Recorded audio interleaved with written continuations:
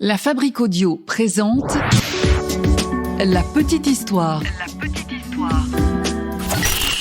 www.lafabriqueaudio.com. La troisième adaptation des aventures du célèbre détective d'Agatha Christie est sortie au cinéma au mois de septembre 2023.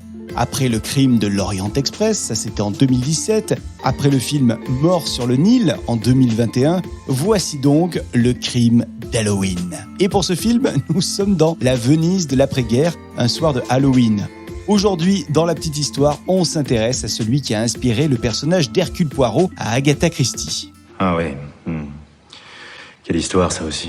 Salut tout le monde et bienvenue dans un nouvel épisode de La Petite Histoire. Je suis Florent Mounier. J'ai écrit cet épisode pour vous et c'est Sébastien Girard qui l'a monté et mixé. Tiens, avant de commencer, un immense merci pour votre fidélité. Vous êtes de plus en plus nombreux. Là, vous êtes plus de 60 000 à nous écouter tous les mois. Et d'ailleurs, vous êtes nombreux également à nous laisser des commentaires de nos épisodes sur Spotify. On salue Didine. Il y a aussi Jessica qui nous remercie pour les histoires passionnantes qu'on met en avant chaque semaine. Il y a Mad Havana également qui est là, il y a Jeff, bonjour Jeff, il y a Aline et puis il y a Séverine notamment et il y en a plein d'autres. Si vous souhaitez qu'on vous fasse un coucou également dans La Petite Histoire, allez-y, laissez-nous des commentaires sur Spotify, on vous attend. Aujourd'hui, on s'intéresse donc à Hercule Poirot. Ce détective apparaît pour la première fois dans le roman La mystérieuse affaire de Steele. C'est un roman qui a été publié en 1920. Suite au succès de ce premier récit de fiction, les romans et nouvelles vont s'enchaîner pour Hercule Poirot. 32 romans et une cinquantaine de nouvelles finiront par sortir. Hercule Poirot est un policier belge, réfugié en Angleterre depuis la Première Guerre mondiale. C'est là qu'il devient un célèbre enquêteur. Petit, brun, trapu, toujours tiré à quatre épingles et surtout assez obsédé par l'entretien de sa moustache, c'est le moins qu'on puisse dire. Alors aujourd'hui, on ouvre la petite histoire d'Hercule Poirot, ou plutôt de celui qui a inspiré à Agatha Christie son détective, un certain Jacques-Joseph Amoire. Comme Poirot, Jacques-Joseph Amoire est un inspecteur de police belge. Laissez-moi vous le présenter. On est en 1914, en Belgique, à Liège, en plein hiver. Il est 5h35 du matin. Les rues sont plongées dans l'obscurité en cette nuit froide. Liège est à ce moment-là sous l'occupation allemande et l'atmosphère y est pesante. Cette nuit-là, un homme marche d'un pas déterminé. Sa silhouette est austère. Cet homme, c'est Jacques-Joseph Amoire, une figure respectée et redoutée à la fois. Il est gendarme. Pendant la guerre, Amoire est confronté à des enquêtes complexes, des espions, des traîtres, des conspirateurs qui se cachent à ce moment-là dans les rues de la Belgique occupée. Et Amoire est donc placé sur un grand nombre de ses affaires. Mais curieusement, un beau jour, Amoire disparaît totalement des radars belges. En fait, face à l'avancée des troupes allemandes en 1914, le policier de 57 ans décide de quitter la Belgique. Cet homme ne vit pas seul, non. Il a une vie de famille bien installée puisqu'il est marié et il a d'ailleurs aussi un enfant qui a 17 ans. Notre homme a reçu des informations indiquant que les Allemands qui occupent le territoire allaient de plus en plus procéder à des emprisonnements, ou pire. Alors, il se dit qu'il est grand temps de partir d'ici. Direction donc l'Angleterre libre. Là-bas, il a un contact qui lui a donné une adresse, un refuge dans lequel il y a des Belges comme lui qui ont fui la guerre. Alors il va exposer son plan à sa femme, mais cette dernière n'est pas convaincue et elle décide de ne pas le suivre.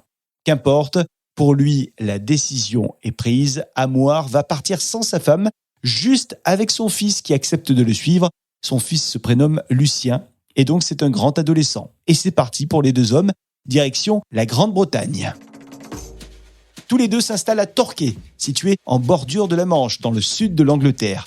Torquay, c'est une ville britannique où sont accueillis un grand nombre de réfugiés belges comme eux. Et la rencontre avec Agatha Christie va se faire à ce moment-là, puisque l'auteur, à cette époque, est présente dans une soirée de charité intitulée « Poor Little Belgium ». Cette soirée a été organisée par Alice Clapp. Retenez bien ce nom de Alice Clapp, parce qu'il se peut que je vous en reparle. Torquay, c'est donc la ville natale d'Agatha Christie. Agatha n'a que 25 ans et elle a décidé de venir en aide aux réfugiés, alors à sa manière. Elle a décidé qu'elle pouvait jouer du piano lors de cette fameuse soirée de charité. Ce soir-là, donc, Agatha se retrouve à donner son petit récital de piano devant un parterre de réfugiés, notamment, et c'est ce soir-là qu'elle rencontre le détective belge. Après avoir joué du piano quelques instants, la jeune Agatha se lève et le gendarme à la moustache la regarde avec attention. Alors, elle est curieuse, Agatha, et elle décide d'aller lui parler pour lui demander comment il va. Tous deux se mettent à discuter et le gendarme commence à raconter à la future grande plume sa vie personnelle mais aussi sa vie professionnelle. Agatha l'écoute avec attention.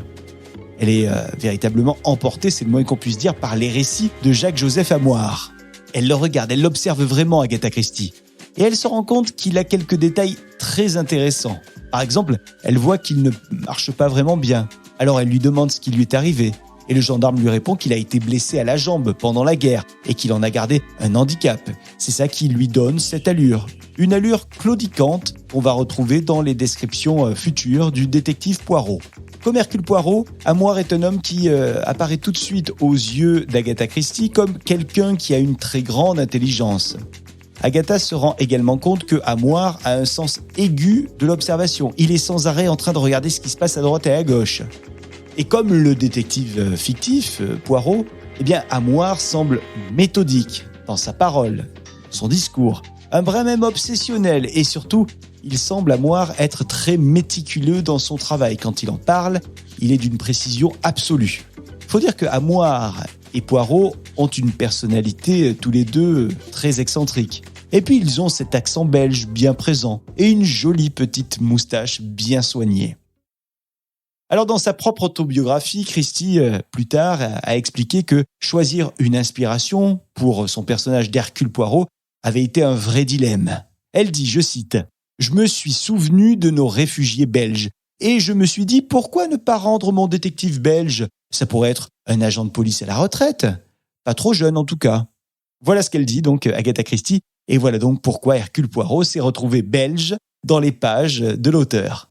C'est ainsi qu'on a désormais un Hercule Poirot qui partage énormément de similitudes avec Jacques-Joseph Amoir. Si vous faites vous aussi des recherches, vous allez voir que Jacques-Joseph Amoir est aussi appelé Jacques Ornet. Alors est-ce qu'il s'agit de la même personne ? Est-ce qu'il s'agit d'un nom d'emprunt ? Est-ce qu'il s'agit du deuxième nom de ce gendarme ? Ça, je ne peux pas vous le dire. Ce que je sais, c'est que certains se sont penchés sur ce gendarme belge. Tout d'abord, le Britannique Michael Clapp, qui est tombé sur cette histoire de Jacques Ornet, ou plutôt Jacques-Joseph Amoir, en étudiant l'histoire de sa propre famille. En fait, la grand-mère de Michael Clapp a été volontaire, elle aussi, pendant la Première Guerre mondiale. Et elle a même reçu plus tard une médaille pour l'honorer de son action. La grand-mère de Clapp, Alice, a hébergé 500 Belges réfugiés en Angleterre. Et ses carnets, dans lesquels elle écrivait tout ce qu'elle voyait, révèlent que Jacques-Joseph se trouvait parmi ces fameux Belges. Michael Clapp est donc arrivé à cette conclusion que Jacques-Joseph Amoir aurait servi de modèle à Agatha Christie pour son personnage d'Hercule Poirot. La deuxième personne parvenue à cette conclusion, c'est une femme belge, Catherine Servet, qui a poursuivi l'enquête de Michael Clapp qu'elle a lue, avec laquelle elle est absolument d'accord, et elle a même du coup retrouvé ensuite la maison d'enfance du gendarme belge, une maison située donc en Belgique, dans la commune de Biorge. Voilà pour cette petite histoire autour d'Hercule Poirot et de celui qui a inspiré à son auteur ce détective belge. Je vous rappelle que Mystère à Venise, c'est le nom du nouveau film autour d'Hercule Poirot et il est sorti en ce mois de septembre 2023. Perso, pas encore vu, mais si vous l'avez vu, n'hésitez pas à nous dire ce que vous en avez pensé, on vous attend sur les réseaux sociaux. Merci d'avoir écouté cette petite histoire que j'ai eu le plaisir d'écrire. C'est Sébastien Girard qui l'a montée et mixée pour vous. Merci à vous de l'avoir mise dans votre appli de podcast préféré. Et pour soutenir la petite histoire, on vous donne rendez-vous sur Spotify et Apple Podcast pour nous laisser un petit commentaire et puis pour nous laisser également un maximum d'étoiles. On vous attend et nous on se retrouve dans une semaine avec un nouvel épisode et on fera la semaine prochaine une petite histoire, je vous le dis, autour d'une invention. La Fabrique Audio présente La petite histoire. Vous souhaitez devenir sponsor de ce podcast ? Contact @lafabriqueaudio.com. Avant de se quitter, je vous rappelle deux choses. La première, c'est que la Fabrique Audio qui produit ce podcast vous propose également le podcast Les Aventuriers. Un podcast qui donne la parole à des aventurières et des aventuriers de la vie de tous les jours. Et dans l'épisode de ce mois de septembre, on va partir en Allemagne, histoire d'aller découvrir le vin de la Forêt Noire. On va vous proposer un reportage en immersion totale dans les vignes du Land de Bad-Wurtemberg. Donc si vous aimez le vin, la rando, le voyage, rendez-vous dans Les Aventuriers. Je vous rappelle également que notre studio, La Fabrique Audio, est toujours à la recherche de nouveaux sponsors pour cette petite histoire. Donc si vous souhaitez devenir sponsor, n'hésitez pas à nous le faire savoir. On sera ravis de vous parler un petit peu, de vous appeler et de vous exposer le projet de la petite histoire. Et puis, on vous rappelle une nouvelle fois que la petite histoire est un studio de podcast, mais aussi de web radio. On produit des contenus audio pour les entreprises, les marques, les collectivités, les associations. Vous souhaitez un contenu, un podcast ou une radio à votre image, n'hésitez pas à nous le faire savoir. Contact @lafabriqueaudio.com, la fabrique avec un K.